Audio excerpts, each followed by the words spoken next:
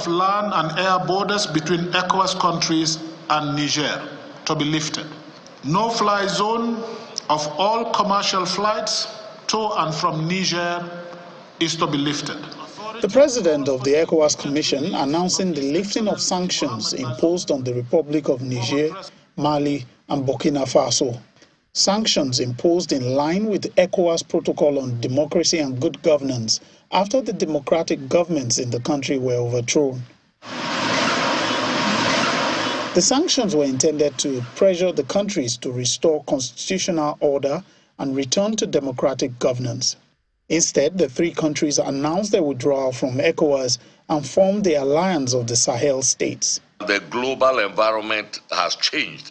If you know, we are now in a multipolar world, and then there is no unanimity even in the regional, continental, and international community against wrongdoers. So ECOWAS was in the right to apply the rules of its protocols. Following the lifting of sanctions, other efforts were made by ECOWAS and the ECOWAS chairperson, President Bola Tinubu, to resolve the face-off. It was a collective decision of the ECOWAS heads of state and government to impose sanctions on these countries. And within ECOWAS itself, President Bola Ahmed Tinubu was disposed towards diplomacy, towards engagement, which is why several delegations were sent. The presidents of Togo and Sierra Leone were appointed as mediators to reach out to these countries so that they would be convinced to remain in ECOWAS. Unfortunately, those countries decided they wanted to leave. The adamant position of the trio has multiple implications. For the population, many of whom are operating in the informal sector, hardly recognize the borders between our countries. Things are going to be even harder. You have the West African Health Organization, WAHU. WAHU is based in Burkina Faso. Yeah? So, in Ouagadougou. They leave ECOWAS. It means ultimately, if they insist beyond that 6-month period, it means you have to do away with WAHU. WAHU has to relocate from Ouagadougou, from Burkina Faso, where it employs a lot of people. As the withdrawal effectively takes effect, the president of ECOWAS has announced some measures taken in the interest of the people and in the spirit of regional solidarity. National passports and identity cards bearing ECOWAS logo and which are being held by citizens of the three countries, Burkina Faso, Republic of Mali, and the Republic of Niger, will remain recognized by ECOWAS member states until further notice. The coming months will be crucial in determining how relations between ECOWAS and the three countries evolve. However, it is clear that everything must be done to ensure stability, security, and continued cooperation. Lanre Lasese, Channels Television News. Expanding a little more on the conversation about the exit of the Sahel states, the Alliance of Sahel States. So we have with us in the studio a lecturer at the Department of International Relations at Nile University, Dr. Abdulrazak Ibrahim. It's good to have you with us on the program. It's good to be here. I mean, when we look at the new alliance of Sahel states, and they seem like they want to be together. In fact, President Ibrahim Traore was saying that the fight against terrorism is because they're creating a regional force, 5,000 man strong, and they're going to have the Alliance of Sahel States passports, you know. And they say, look, that their fight against terrorism is a war of decolonization.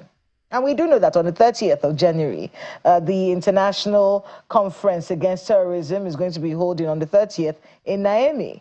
So let's talk a little bit about the Alliance of Sahel States. We see the celebration among the people in Burkina Faso, in Mali, in Niger. They seem to welcome these military rulers and celebrating what they were celebrating that yesterday or the day before was the 1-year anniversary, because of course this intent to leave ECOWAS was in January of last year. Talk to us a little bit about this alliance and some of the extenuating circumstances that may have led to this gung-ho attitude of these countries. Thank you again for having me. This alliance between the Sahel states is very important among the trio countries that have chosen to leave the democratic system. And one of the implications or the methodology that the military adopt each time that they seize power, remember, military intervention is always through the barrel of gun. They try to bring out policies and programs to win the heart of the people. As such, people will be seeing them as the new messiah, and the policies that they've rolled out will now be used in championing and winning the heart of the people. You see, at times, they bring out some subsidy programs so that people can think that, yes, they are out to really save them. However, taking into cognizance, irrespective of these policies that have been rolled out, one should know that one of the major dangers of military intervention is that the right of the people will be denied. And having a leader that has not been chosen by the people through democratic system shows that it is important that Africa and ECOWAS having keyed into the democratic ideas that one cannot afford to leave this critical system of government that has been globally adopted by countries. Well, you do know, as a lecturer, especially in this international space, that there is a decline in parts of the world, in parts of Africa, especially these parts of Africa. There's a decline in the trust of democratic processes. Let's not pretend that democracy has been fantastic to these people over the years. In many cases, they point out the fact that their governance has not been theirs. They're saying the country wasn't theirs. One of their major issues, sovereignty, regional security, economic autonomy. This is a war against France, who they consider their colonial masters. And if the democratic governments that have been there in many of the minds of these people have been paying lip service, you know, and basically acquiescing to every need of France, you know, it's only natural that they would rebel against it. But in your view, you're saying the military is not the solution. It's a ruse. They're trying to win you over, and then they now show you that you have no rights in a few months' time? Yes. Democracy is not an end in itself. However, instead of blaming the system in totality, we should blame the leadership. Individuals. Let me put this analogy. If you have a good car, a brand new car, and it's being driven by a driver that is insane, so to speak, you will not be able to get to your destination. So, democracy in Africa and the way it's being played, if you look at it relatively with the Western world, you see that democratic ideals are what is keeping them up till date. People could exercise their freedom of speech, movement, and equally recall some of their leaders that are not performing. It does feel like in many ways the people of these three countries, Burkina Faso, Mali, and Niger, have sacrificed their personal freedoms and democratic freedoms on the altar of sovereignty, regional security, and economic autonomy. You say that's not a good trade. That's not a good trade, because if you look at the security issues now, you will notice that there's nothing that have really changed. Instead, in the corridor of Burkina Faso, the issues are becoming, the security concerns are worrisome. They are becoming more and more, they are deteriorating in all ramifications. So this is to show you that rather than splitting at this moment, there is window of opportunity for them to still sit down and then champion the cause of leadership and democracy.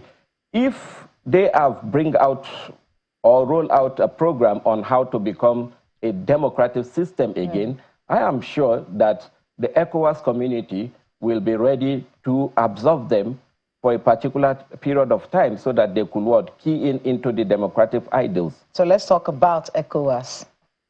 It's been a question many people have had, the impact of ECOWAS on the countries within its region. You know, it's supposed to, this bloc is supposed to boost itself economically. We're supposed to do a lot of collaborations. We should see wealth and prosperity in ECOWAS. But what we're seeing doesn't tally with what ECOWAS was created for. The creation of the Alliance of Sahel States, in your view, does that in any way negatively impact the importance of ECOWAS and its ability to grow this bloc that we live in? Yes, ECOWAS is a laudable organization, regional organization. We don't have just regional organization in West Africa. We have in East Africa, we have the ASEAN, and a host of others. So West Africa cannot afford not to key in this type of regional organization, most especially that the UN, the AU have recognized ECOWAS as the body that stands for, that represents their interests, so that collectively West African can champion their cause. So having said that, it is important to reiterate at this moment that irrespective of the shortfalls that ECOWAS might have, it is better that ECOWAS remain, and then we look at some of the challenges. Some of the challenges are not actually inward. Some of the challenges are still the problems that are relating to this ECOWAS member state being what? Relating back to their former colonial masters, which is one of the concerns of the Sahel states, because they believe that the neo-colonialism system that have been put in place by their former colonial masters, most especially among the Francophone countries, are so ravaging that they are yet to have their full autonomy and sovereignty. And of course, with this in place, countries have to have concerns that how do they checkmate these excesses of their colonial masters, because from economy to security, all aspects of their life is being managed and controlled by their former colonial masters. But if you look at other states, like the Nigerian situation, if you look at Ghana, you see that relatively we don't have this absolute control by our former colonial masters. As such, one cannot just divulge the fact that ECOWAS is not performing, because there are huge opportunities that countries can derive from being member of ECOWAS states. When you say ECOWAS is not performing, what do you mean? Well, relatively, because their set goals, first and foremost, is sufficiency in terms of economic, to create or to prevent the barriers, the trade barriers that hinder economic trade between the member states, and again to boost democracy within the sub-region. What do you think is responsible for this inability to deliver?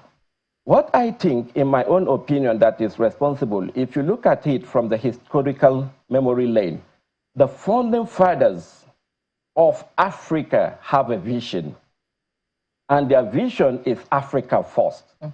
And now, if you look at the type of democracy that is being played, is economically dominated. If you are not rich, you cannot be a leader. So the concerns that we are having with those that are taking the position of leadership in most of these African states now is that some of them want to remain in power at all costs. They don't see Africa as their main objective and the concerns of Africa and the people of their sub-region.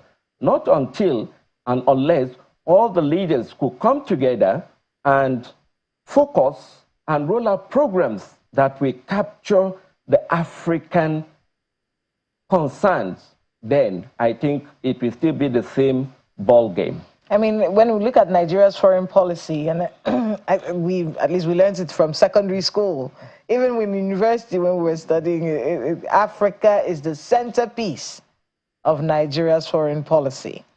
And in many ways, what we're taught was that that was how it was supposed to be across the continent, especially in this block in West Africa. Do you find that is that still reasonable in today's world? And I'm saying that because what we're seeing, and we're seeing it in the United States, we're seeing it across the world. Populism, let's build ourselves. We just saw Donald Trump moving money away, asking that, look, all this funding for, look, we have things to do at home. You know, everyone is trying to put their country first so that we don't go cap in hand every time to be begging for money everywhere. How do we ensure that we generate enough revenue to ensure prosperity for our people? Should Africa remain the centerpiece of Nigeria's foreign policy in your view, or should we start to change that and look a little bit more inwards? Actually, there is a shift from that foreign policy outlook of Africa being the centerpiece of Nigerian foreign policy and a host of other African countries. Most African countries are adopting a new paradigm of non-alignment because from the big brother role that Nigeria have played in the past in assisting some of the countries like the apartheid regime, you can see that we didn't derive much from it. As such, Nigeria needs to re-strategize by adopting the non-alignment strategy so that they could what? They could interact with other players in the global space, not just Africa. However, having common similarities, historical background, and antecedent problems, it is important for African countries to still be united under one umbrella, most especially like the regional, sub-regional organizations like ECOWAS, because collectively they can champion the cause of Africa in the international system. I mean, when you talk about non-alignment, I was looking at the message someone sent to me. The person said, what do you think the impact of the non-alignment that we're seeing, what do you think will be the impact of this on blocks like ECOWAS and organizations that are supposed to be regional in nature and, you know, build their people? If everyone starts to adopt the non-alignment, how can these blocks exist and be profitable to the people that live there? Yes, actually, the non-alignment means you position yourself strategically to welcome everyone. If you want to look at it from the economic stance of view, it's like having a supermarket that is open to all the prospective customers. So not just having African as the centerpiece that irrespective of your interest, because foreign relation is about interest, it's a game of interest. And having African as the centerpiece of our foreign policy in the past have cost Nigerian a great, huge sum of money. Not just money in terms of our military, we've lost a whole lot of people. And again, there are some bargains in the international system that we are supposed to adopt by relating with other countries in the international space that Nigerians have jettisoned just because Africa remains as her foreign centerpiece of her foreign policy. Now, look at it. If we take a leap from what is happening in US, the new president of United States of America put American first, jettison the previous hegemonic position that the US want to police the affairs of the whole world. You notice that these have attracted a lot of hatred to the country. So we need to put Nigerian first, then subsequently African second. However, just as I mentioned earlier, it is still important that yes, our common concerns need to be discussed under one umbrella. Can we discuss this democracy? Yes. Let's play political science.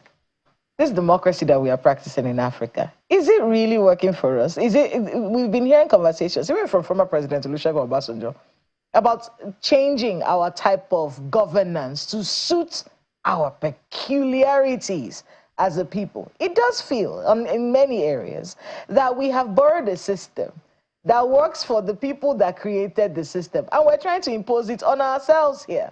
When we look at countries like Rwanda, we're so excited about how Paul Kagame is doing well and how the country... Have you gone there? It's not the same type of democracy that we're practicing in Nigeria that they are practicing there.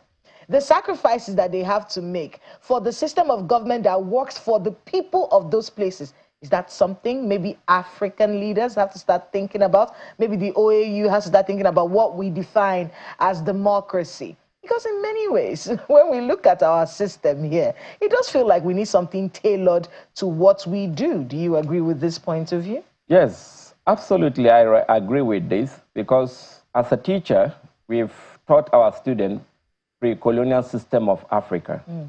And looking at the futures, you know that Nigeria is a heterogeneous society. We have different variations that have make it to be difficult for us to be able to adopt absolute system of democracy that is being practiced in other climes that are not having these challenges of the division. So if we look at our own, there's so much concentration of power at the center. If you can decentralize so that the different nations that sum up to make up the body called Nigerian who have their own system, whereby having the center as their own representative that will be out to protect their interests in the international forum, I think that will do us a greater, a better deal than just practicing hook, line, and sinker, what is being practiced in US, for example. Then we just adopted the system into our own scenario. When it comes to ECOWAS and the democracies within ECOWAS, okay, so these three countries decided that they were going to go through military coups. You know, we say, no, that's not what we stand for as ECOWAS. We believe in democracy in this part, in this block, and we sanctioned them. You know, now they have said, oh, we're leaving, and they left. And we say, no, it's fine. We can still be friends, but we insist on democratic principles here. Now, going forward, some people have posited that maybe ECOWAS should start looking at the democracies within its bloc and seeing since you're going to be looking at people's politics, because the first criticism was you are the economic community of West African states, not the political community of West Africa. So why are you delving into people's politics, into the politics of sovereign nations? Well, if we say, no, we stand for something, we stand for democracy, and you are not practicing what we stand for as a bloc. Very good. Now, let's take a look at ECOWAS and the democracies within ECOWAS. Are those democracies delivering to the people? How do we ensure that we do not have revolts against democratic governments that seem not to be providing the dividends of democracy to its people? Is that something ECOWAS should also be thinking about? Yes, I think it is important for ECOWAS to be thinking about this, which of course they are thinking about, because in 2012, ECOWAS have adopted in their charter democracy and good governance as part of their cause that they need to champion across African states. This is not the first time that military is intervening in politics, and which they've been accommodated in the ECOWAS sub-region organization. However, having adopted this stand in their charter in 2012, ECOWAS sees that the only system that is practicable, that you can measure, and again, that people should have the right to vote for their leader, because irrespective of any of the systems that you want to bring into this type of sub-region that are dominated by heterogeneous society, is going to be a Herculean task for you to be able to make this selection. And that is why they brought out this game of what? Selecting through the ballot papers. Now, if you look at it critically, the futures of democracy is laudable. However, the system and the leadership of Nigerians have chosen, and other African states, you have chosen an avenue whereby some of them are just using this position to enrich themselves. And what is responsible for this? I want to say that it's institutional failure. If our institutions are up and doing, like the EFCC, the police system, all this will ensure that, yes, democracy will be a thing that everybody we want to key into, just like what we have seen in other climes, most especially in the Western climb, that everybody is now striving to want to jackpot because their democracy is striving.